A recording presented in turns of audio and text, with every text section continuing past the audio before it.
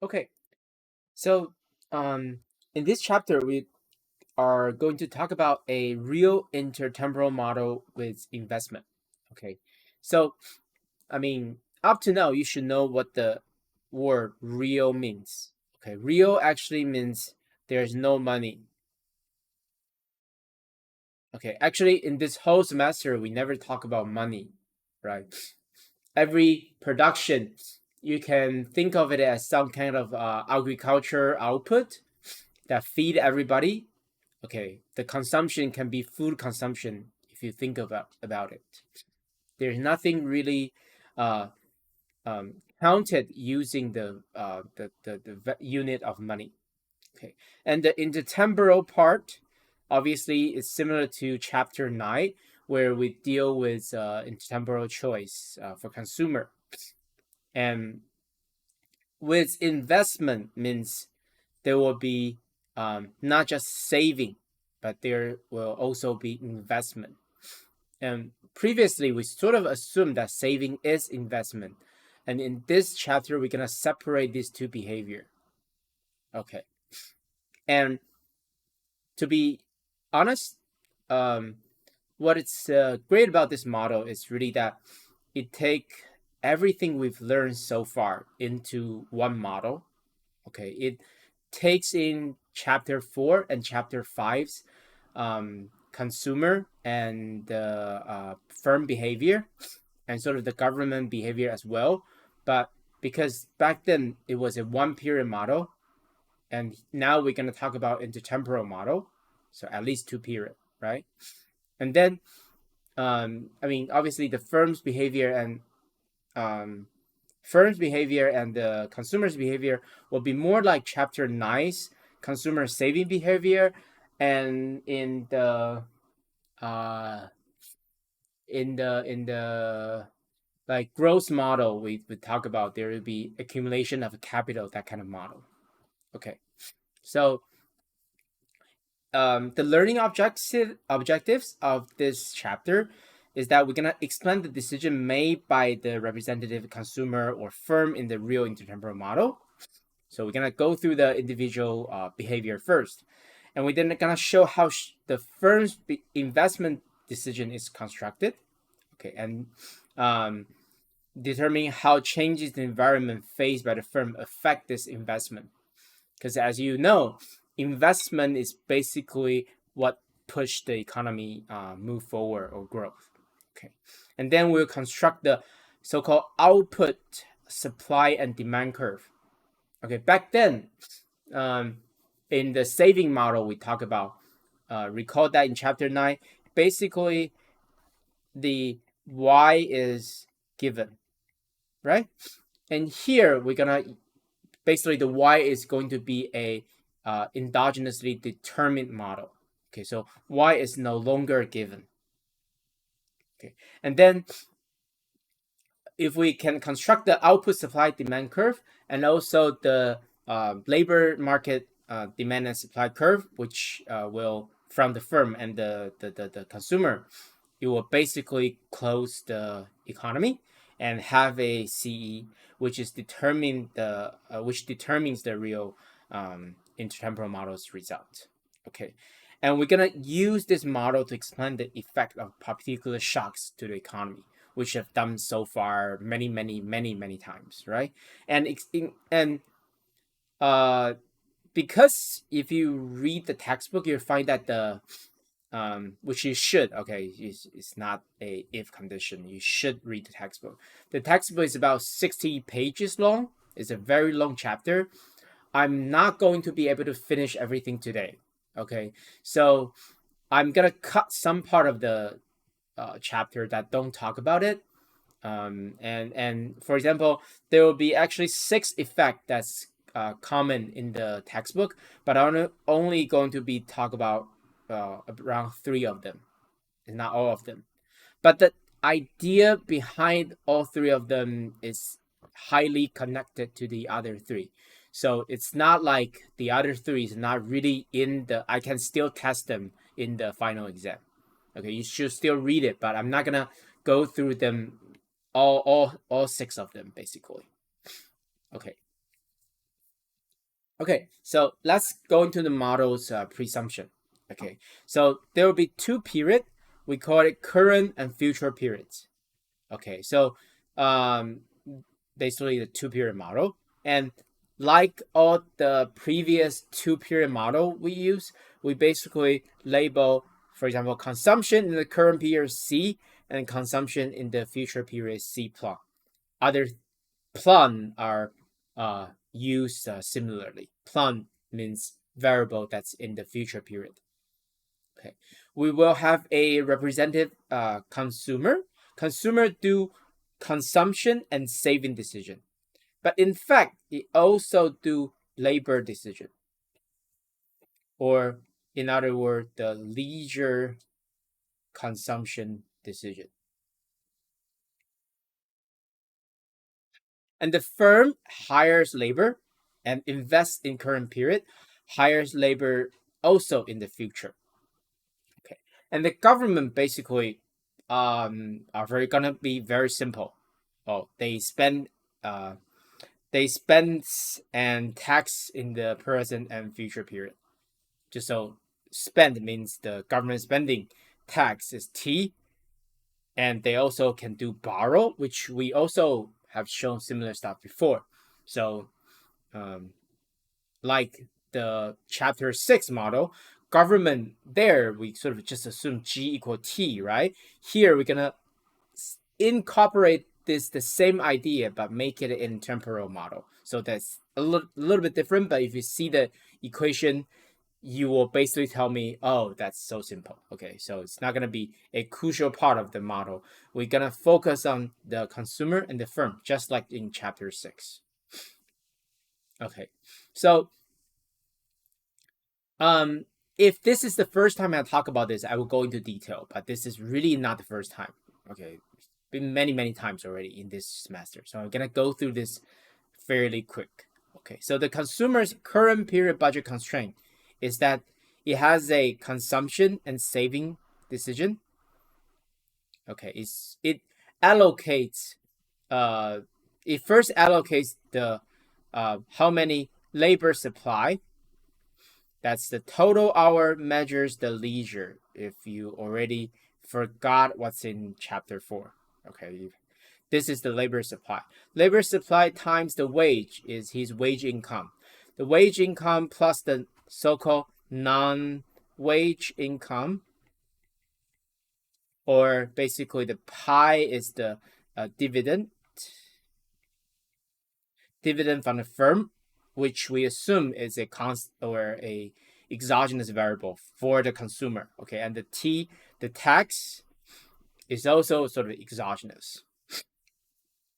H is a constant, also exogenous, but constant and exogenous is a little bit different, but basically the same. Here, for him, is a constant.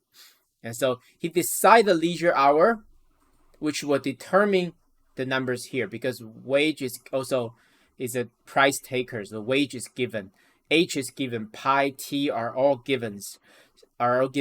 So the only variable that's endogenous that he can decide is the leisure hour.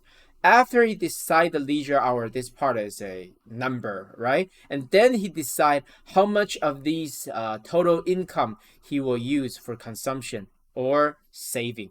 The P here stands for private. Okay, it's a private saving. And by the way, notice that this is a representative consumer. This is exactly like chapter 6 or chapter 4, if you like. We don't need to have many consumer, okay, to analyze this model. We just need one consumer. So this is just one consumer saving behavior. We sort of assume if there are 1,000 people, everybody's function are exactly the same, or the average is exactly this. So we can sort of aggregate everybody to one representative consumer. And in the future period, the second period, well, there's no saving anymore, right? Because there's no third period. So there's no reason for you to save. If you're for sure you are going to die tomorrow, most likely you will spend everything, and then you don't have I assume nobody here have a son or daughter, right? Okay, so you don't have anyone who can inherit your money, then you might as well spend everything. Okay, right? Okay, so there's no saving, but the SP is the same SP from last period. So that's how much you save from period 1 times the 1 plus interest rate. Okay, that's the total amount of saving you have at the beginning of period 2. Okay, and then you pay future.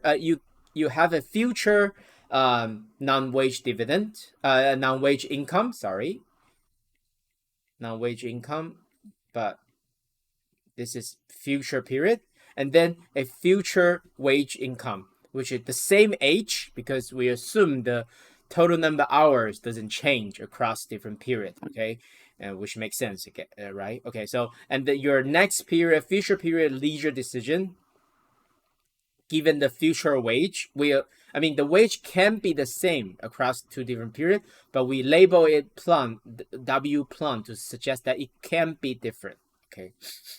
Okay, and this is the wage income. And here, there is no consumption saving behavior. It's just leisure consumption behavior, basically, because the only endogenous variable is these two.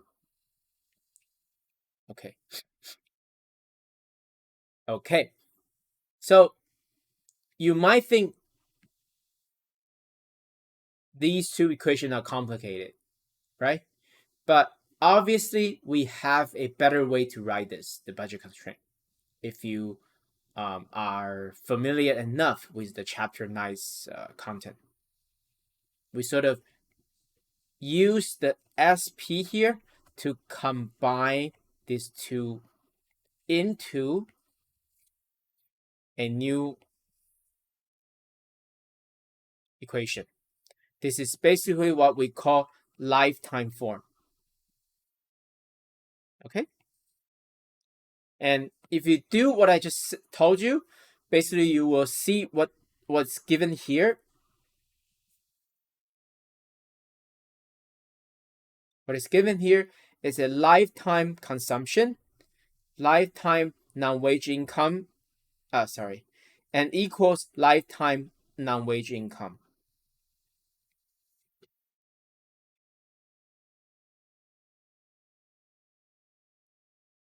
Okay, C plus C plum divided by 1 plus R.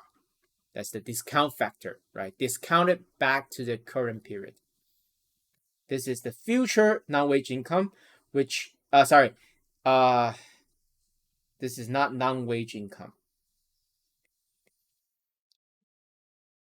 Mistake. This is basically income. That's a more correct description. This is wage income. This is non-wage income. Totally their income. This is income in future period.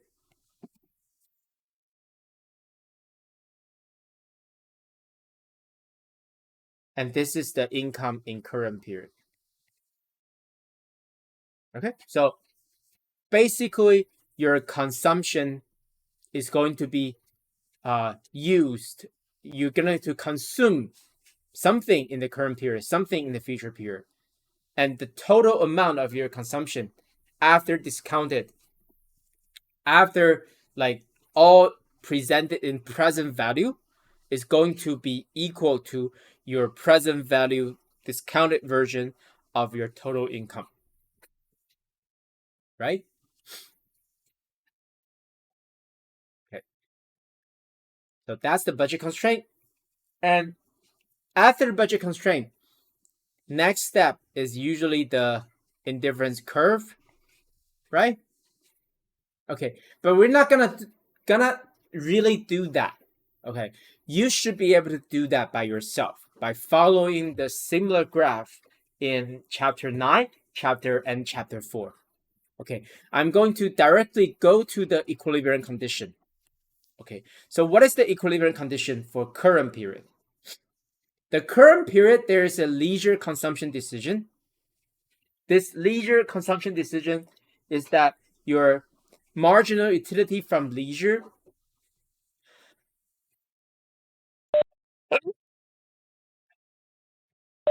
Excuse me. Sorry, I sneezed. Your marginal utility from leisure, and this is your marginal utility from consumption. What is this? Marginal utility from leisure divided by marginal utility from consumption. That's going to be the MRS, marginal rate of substitution between leisure and consumption. And this is going to be equal to W. Or put another way, UL should be equal to UC times wage. This is 1 hour or 1 unit of time you spend on leisure, how much utility you can get, right? This is how much wage you can earn if you spend 1 unit of time.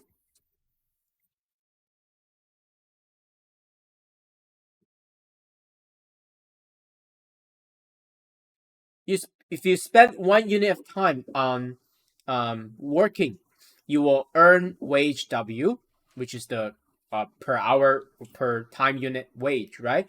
And this wage times the marginal utility from consumption, because you get the wage you will use to consume, and how much you get is totally in income. In utility is the marginal utility of that consumption times the wage, right? And so this is basically the marginal benefit of working. This is the marginal cost of working. Okay, so this, if you remember chapter 4, this is exactly same equation. That's why I didn't go through detail. I don't want to draw the graph, or put it that way. And the second thing, that's going to be a future period leisure consumption behavior. So I mean, everything you okay, yeah, you added plan, you added plan, you added plan, you added plan, you added plan. That's it. Okay, exactly the same. And then there is an intertemporal choice decision here, which again, this is chapter 4, this is chapter 4, but this is chapter 9. So we're gonna do a consumption marginal utility from consumption in current period, and divided by marginal utility from consumption in future period. Okay, and these two, the ratio of these is the marginal rate of I forgot what the C stands for, but you can think of it as S. I mean, it doesn't really matter. Basically, how you sort of smoothing your consumption.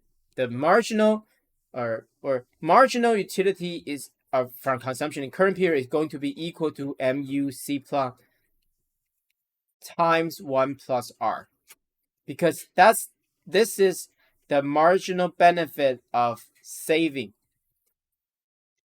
If you save $1,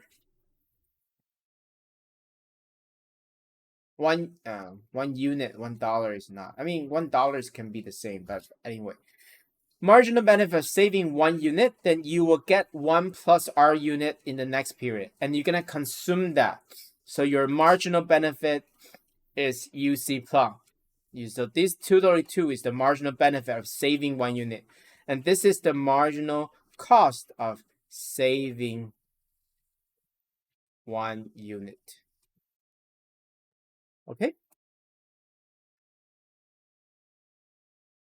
Again, this is exactly what you have saw in chapter 9. Okay. And then after we know the equilibrium condition, let's come to the consumer's current labor supply behavior. We're gonna basically construct the labor supply curve. like what we did in chapter 4. Okay, so the current labor supply increases with real wage. Okay, we assume basically that the substitution effect dominates the income effect. This is also what we assume in chapter 4. Remember, the whole story is that if wage goes up, it will be income effect and substitution effect. The substitution here means the leisure and consumption substitution effect. Because wage is higher, I want to work more and take rest less, right? This is the substitution part. And the income part is that because there are more wage, I'm wealthier right now. So I might as well take actually more leisure time because I'm wealthier now, right? But we say that this income effect is small, but the substitution effect is large. Okay, generally speaking, that's always the case, but here you can think of it as an assumption of the model.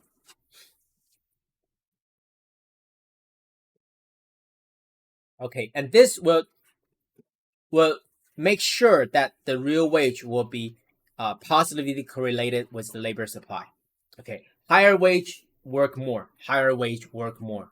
There is no such a state where the high wage will lead to a decrease of labor supply, which that's called the backward labor supply curve, right? Okay. And secondly, labor supply increases with an increase in the real interest rate. Okay, so the real interest rate R is going to be also positively correlated with the labor supply. Why?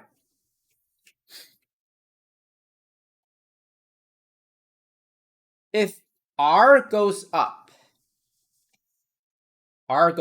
what happens here? This stuff needs to go up, right? This stuff goes up. There are two ways that this goes down or this goes up, or they both happen. Basically, what it means is that if R goes up, I will try to make the marginal utility of consumption to go up. What is marginal utility of consumption goes up? This is your total utility from consumption. This is the marginal utility. We assume it's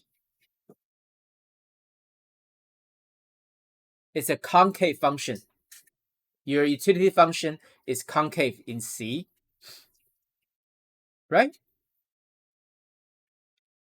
So what is making UC larger? This UC is small. This is large. So making UC larger actually means you move your C smaller. So you make C goes down. Similarly here, you actually make C plum goes up. But C goes down, or UC goes up means this thing goes up. UC plum goes down means this goes down. But here, the wage will assume it's a constant that doesn't change, right? If this goes up, this thing actually goes down, right? To make this equation stable, you need to make this thing also goes up, right? And leisure is the same story. Utility from leisure, the benefit from leisure is also a concave function. So the marginal benefit is decreasing. So this means your leisure needs to go down. And your leisure goes down means your labor supply goes up. So your original increase of interest rate will eventually lead to an increase in labor supply.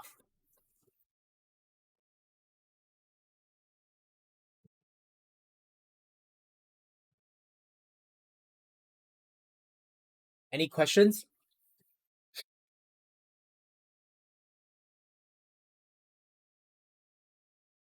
No?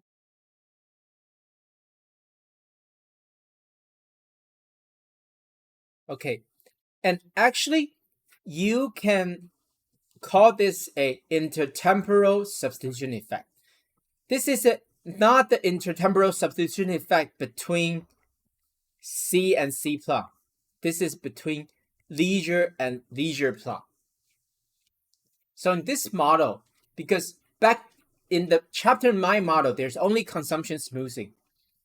We can only smooth our consumption between different periods. Okay, so if remember, if I have a temporary increase in income in period 1, I will try to make this income something smooth to the current period 2. So I make more saving, right? This is consumption smoothing. Here, there's another channel for you to substitute. The channel is the leisure substitution. Okay, I will sort of work less or work more this period to make and do the opposite in the second period so that I will balance the leisure hour between the two periods. That's the leisure smoothing. Okay? And the leisure smoothing behavior, we can write it as the equation that determines this can be written as UL divided by UL plum. Okay? And UL divided by UL plum will actually, let's make sure I don't forget about this, but let's make the plum here, actually.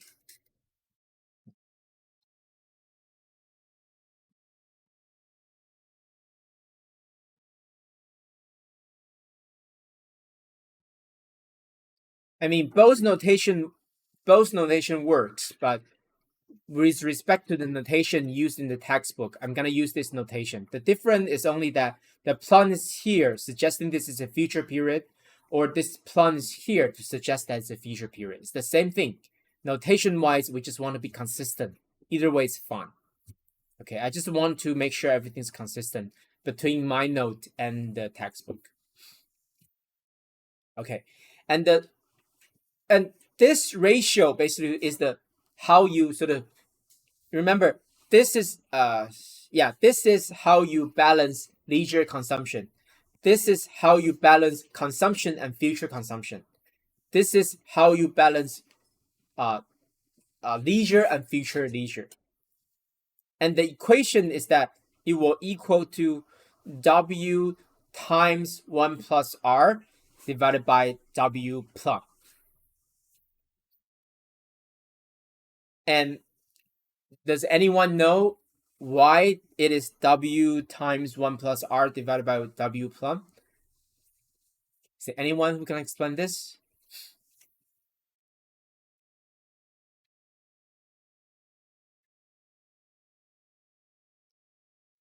For this one, I will remember who answered this question correctly and make one point of final grade added to that person's final grade.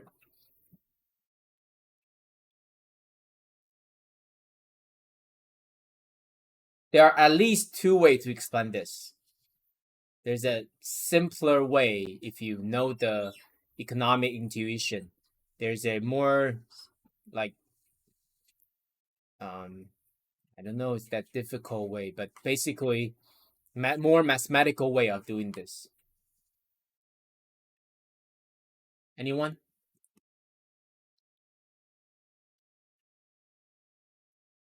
I see one of you, after I say anyone, leave the camera. Come on, give yourself some confidence. It's not that hard.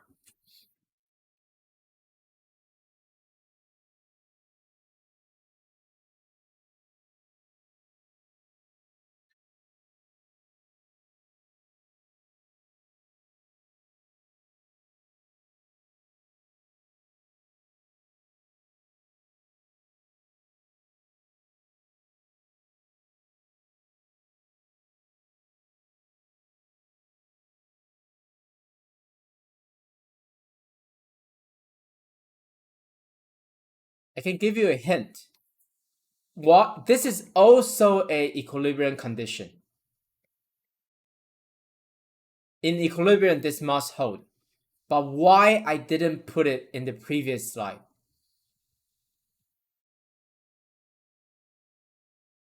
Why didn't I put it there?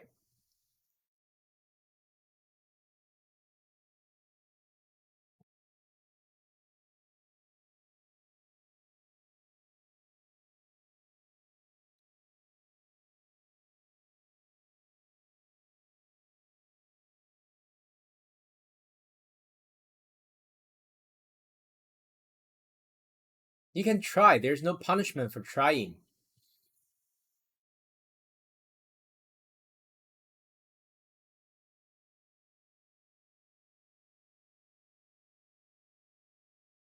Come on. Now we have 27 people. I mean, leave me and the TA, we have 25 people. 25 people and no one wants to answer my questions?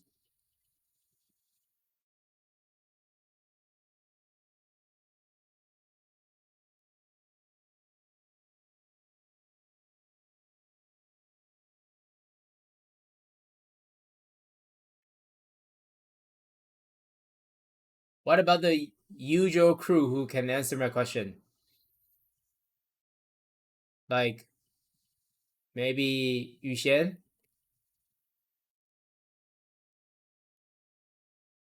Yuxian, do you know the answer? I'm not quite sure about.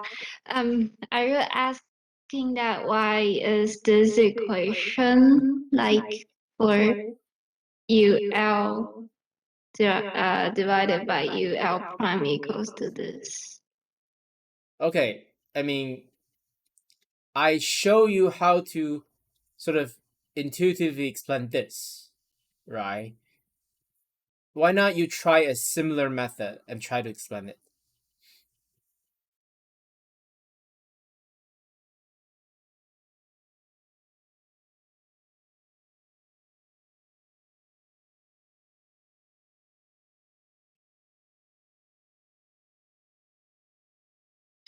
You So can. it's like Okay. the intertemporal choice of leisure in this period.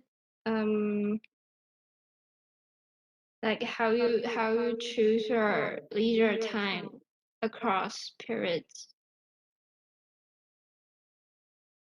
Right, but why exactly is this? Not maybe some other form. That's the key, right? Like, why is it W here, W plum here? Why is it 1 plus R here?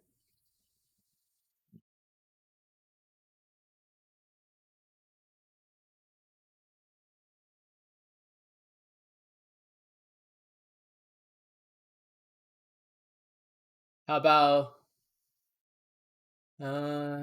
形词? Can you? By the way, you guys can answer my question in Chinese. That's fine. 是把 current period 的那个，然后除以 future period，然后把 UC 除以 UC prime 带掉。Okay, so what Shinsa suggests is basically saying that these three equations can lead to this equation. Okay? Okay, so C, this is UC, this is UC plum, right? So if you divide, if you divide this with this,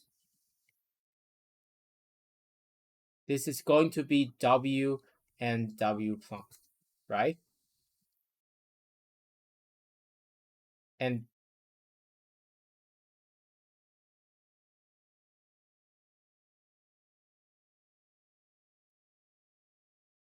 this is UL divided by UL plum, what we eventually want, times UC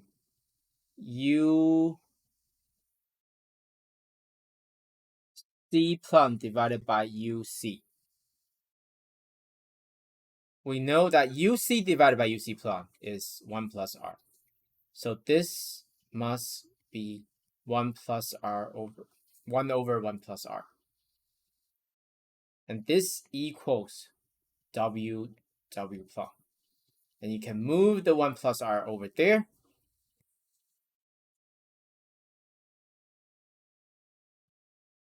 You can see the 1 plus R is going to be here. And that's the W times 1 plus R and W plum.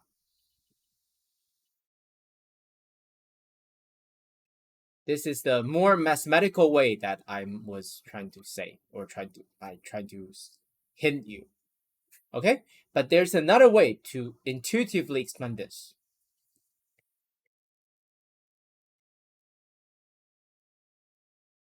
This is basically what I did in previous slide, right?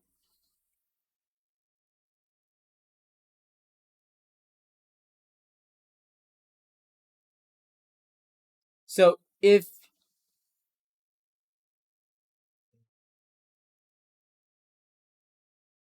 let's make it actually this way, it would be simpler.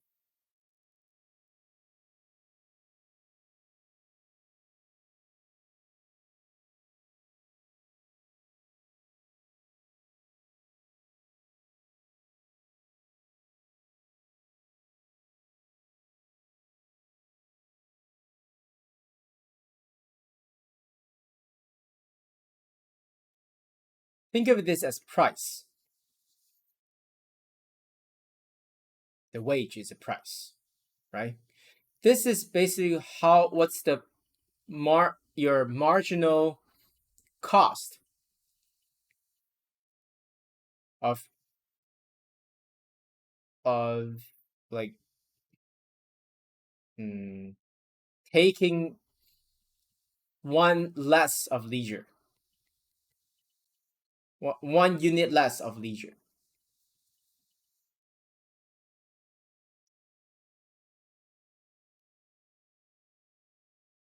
And the wage divided by wage simply means measure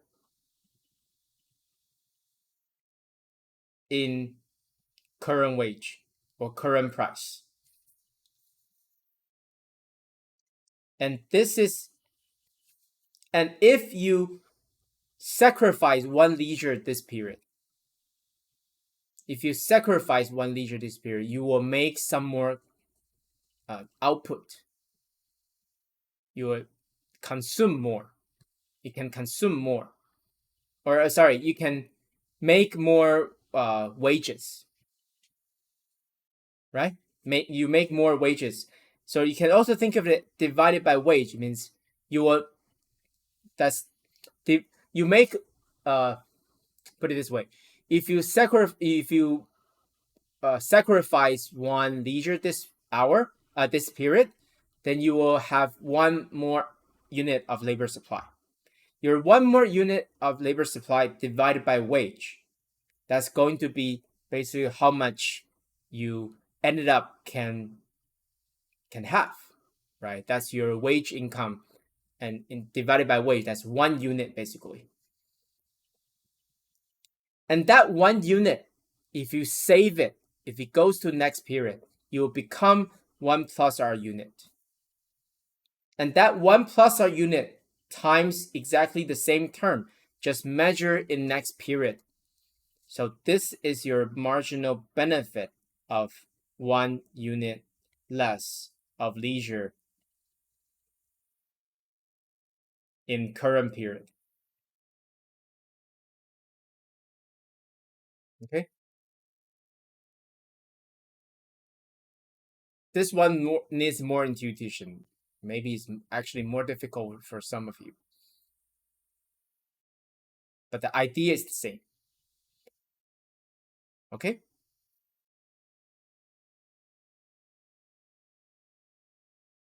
And lastly, there's a wealth effect. Simply put, the lifetime wealth, for example, if there's a tax fall or a government spending, a pie increase, these kind of things will reduce the labor supply.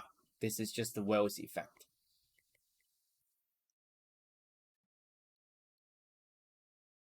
Okay, so these three are main determination of the current labor supply behavior. And by that, you can see that the labor supply curve is should be a by the first point, you should see that it's a positive slope curve that based on wage, a function of wage, your labor supply. And if there's an increasing R, what happened? It will push the labor supply, but because R is not a variable for Y, so it's gonna move the whole curve. It's not a moving along the curve. It push the labor supply further away. So given the same wage, an increasing R will increase your labor supply. And if there's an increase in WE, that's lifetime wealth, it will reduce your labor supply. So given the same wage, you will reduce your labor supply. That's the labor supply curve.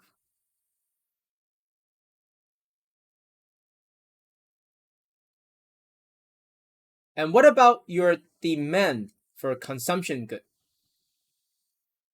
That's the second sort of demand supply from the consumer, right? Consumer do two things. It supply labor and demand consumption, right? Okay, so let's first define something called the MPC, marginal propensity to consume. By definition, that's the increase in demand for consumption good induced by 1 unit of increase in current real income. Basically, if pi goes up by 1 unit, or your T goes down by 1 unit, or your W times H minus L, the whole thing goes up by 1 unit, then how much more you will consume? This number is going to be between 0 and 1. You are not going to consume everything if your income sort of increased by 1 unit in current real income. Everything else the same. Current income goes up by 1 unit. You are not going to consume that 1 unit all in this period. That's why your marginal propensity to consume is less than 1. That's basically the assumption of consumption smoothing, or assumption of the utility function, basically. Based on our assumption of the utility function, the consumer will do a consumption smoothing. That's not a presumption. Okay, that's a result of the model of the other assumption. Okay. And the second thing is the intertemporal substitution, like I mentioned before, the UC divided by UC plum equal 1 plus R. And then the increase in life wealth, that like tax fall, like will also increase the demand for consumption good. Basically, if this goes up, remember there are two effects. Your leisure demand goes up, your consumption demand goes up. But leisure demand goes up means your labor supply goes down. So here I write labor supply, reduce the labor supply. But here is increase the demand for consumption good. But they are actually the same thing. So increase of life income, I will spend something on leisure, something on consumption, basically. Okay, so if you draw the x-axis as the current income, and then this is the demand for current consumption good, you will arrive at a CD function. The D stands for demand, okay? And this function is going to be also a concave function based on our assumption, basically. And the slope at any point of these is going to be the marginal propensity of consumption. Because your current income increased by 1 unit, how much more consumption good you will need. That's the definition of MPC. So this line slope is the MPC.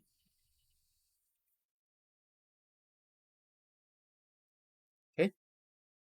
And if there is a increase in R, it will reduce the demand for consumption for current period, but the reduce is made by moving the whole line, shift of the line, because it is not the Y that's, if it is a change in Y, it is a moving along the curve.